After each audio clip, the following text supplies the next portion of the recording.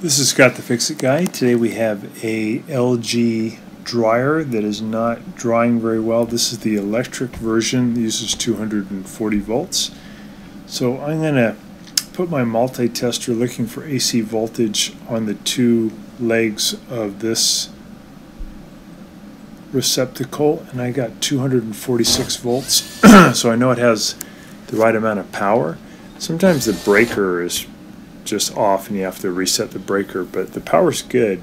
So I'm going to remove the top by removing these three Phillips head screws. Sped up the camera here a little bit. Take the top off. And then there's one little Phillips head screw here on the back of the control panel. Remove that. We're going to remove this water container for the steam. Lift up on this tab in the back. That out of the way. We're going to remove two Phillips head stainless steel screws that are behind there. They're helping to hold on the control panel. We use a little standard head screwdriver to pry it off. Careful here not to break the plastic.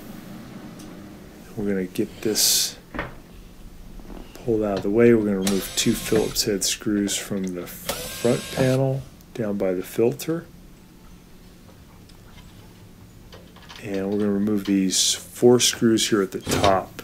So I remove the control panel a little bit out of the way to expose these four screws at the top of the front panel. I'm really just trying to get this front panel off so I can get access to where the heater components are.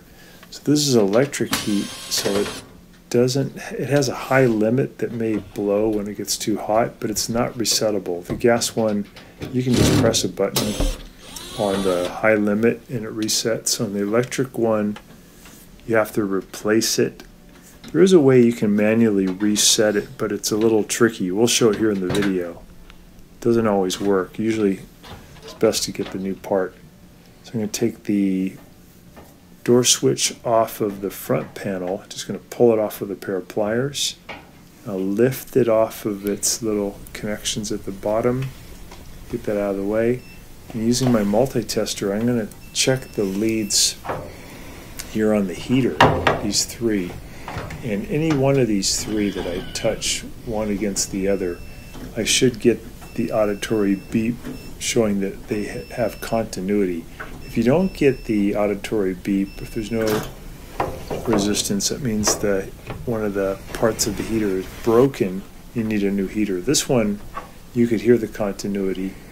So that points toward another part called the high limit that's blown that we have to either reset or replace. We're going to undo this connection. We're going to take the front manifold off.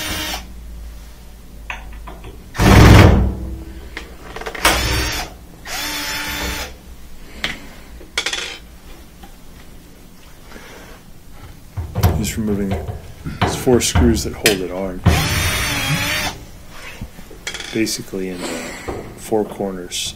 Here's the on the right side, this is the upper and lower corner.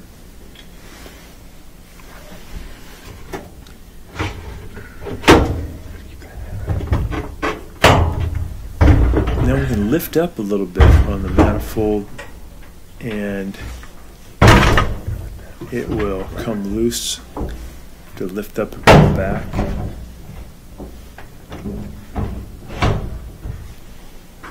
Sorry, using the wrong term, not manifold, but bulkhead.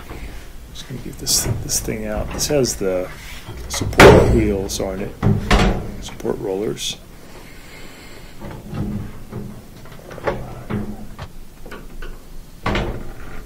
So I'm using a standard head screwdriver to pry out one of the wire restraining straps. This is hooked onto the part that we were just removing. Sped up the camera a little bit.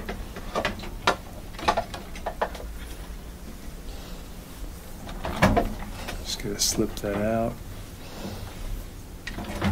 There we go. So I'd like to get the tumbler out now. I'm going to reach in and I'm going to disconnect the belt And then I'll take out a couple of screws on the frame up here in the upper right hand corner, and that's so that I can separate the cabinet a little bit to get the tumbler out. So zipping out these two Phillips head screws, I'm going to lift out this part of the frame, and I'm going to pull the tumbler out. Got the belt off already. Once you get the tumbler out, it's just really easy to get to all the components. You can clean up everything, and you can get to where the high limit is and remove it. It's also possible that you can get to these components from, without doing this disassembly, from the back. You can take off the part that hooks up to the dryer vent, and you can reach in and do some of this. But it's easier, you have better access if you take off the front panel and the tumbler. We're just testing right now the parts of the heater, and then we're going to do the continuity test on this high limit. And this one I don't get any continuity. The one in the back I do. It's the thermostat, but the one in the middle, the high limit, this one, no continuity. So that one's blown, and that's why the dryer won't heat. It usually overheats due to an obstruction in the vent tube, often where the vent tube is leaving the house. So if you clean the vent tube, then the thing doesn't blow. We're taking out two Phillips head screws that hold it in, taking the wires off of it.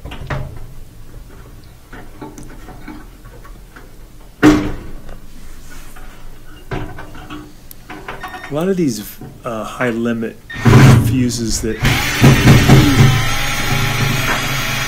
hit them down on a hard surface, they'll reset. Not always, sometimes you have to replace it, but the thing you can try is to grab the fuse with a pair of pliers and then strike down on the round surface. I'm just going to use another pair of pliers, give it a couple good whacks, and then we'll see if there's any change.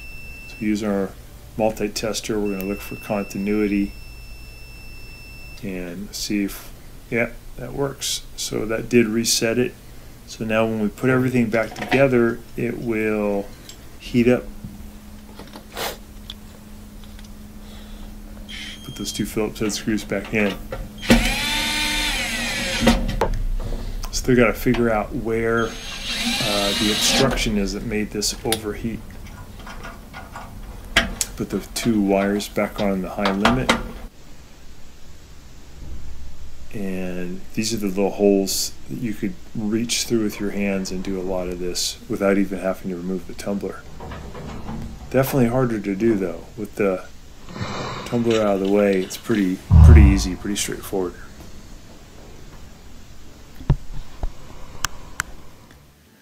So we're just going to do a little cleaning. All we're doing on the cleaning is just taking a wire brush, and you could use a paintbrush, you could use a vacuum. A lot of ways it's done, but you basically want to get all of the lint that's accumulated out of the cabinet area. This kind of lint is actually very combustible, and it can cause a small fire inside the dryer. And every year there are tons of houses that catch fire due to stuff that's accumulated in the dryer. So whenever you open a dryer, it's good just to get rid of any of this combustible lint that you can find. Alright, so we're going to put the tumbler back in. To do that, we have to make sure that we've separated the frame a little bit to give it some room. Push it in. Once we get it in, we can reconnect the frame.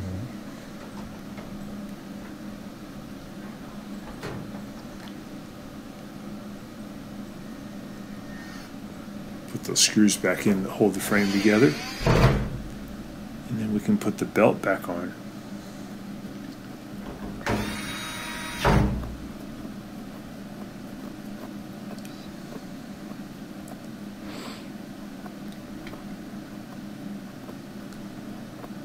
So usually for the belt, once I get it over the tumbler, I'll lay down so I can see where the idler wheel is, and I'll put one arm in on each side of the tumbler, and I can get the belt to be back on the motor pulley.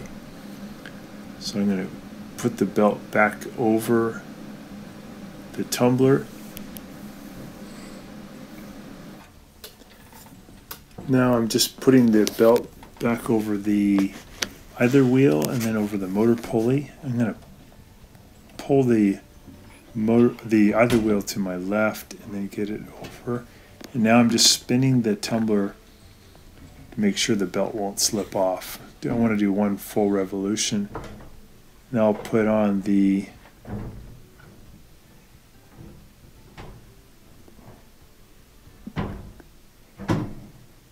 support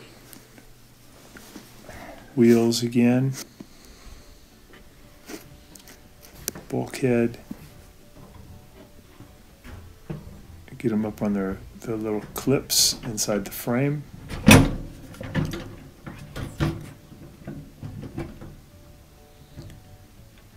There we go.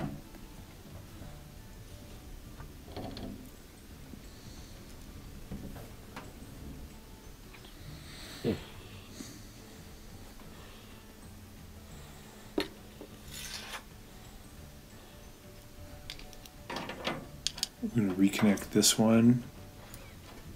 Put this little wire back on for the light.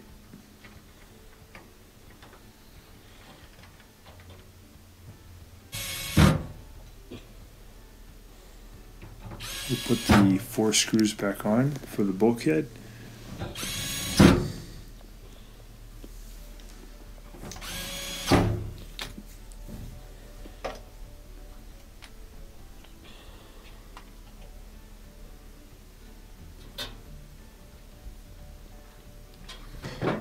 And here's the front panel. I'm going to put it on the little clips on the bottom first, and I'll hook up the lid switch again, or the door switch, and then I'll push the panel up against the frame and put in those 4 screws at the top.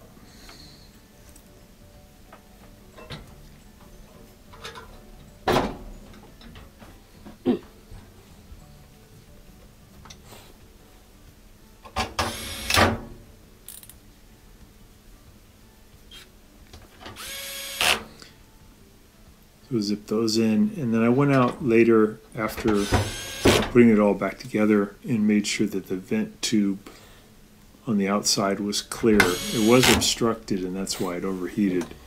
So once I got that done, I started it up, and it heated great and did not overheat.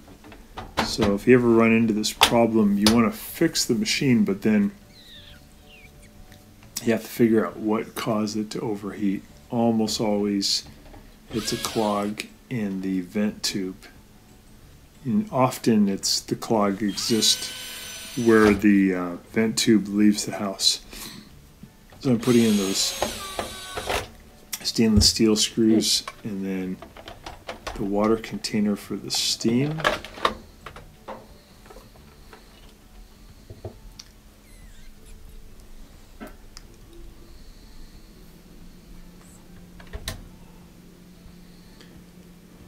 Going to put in those 2 machine screws here for the filter housing. Hold on the front panel at the bottom.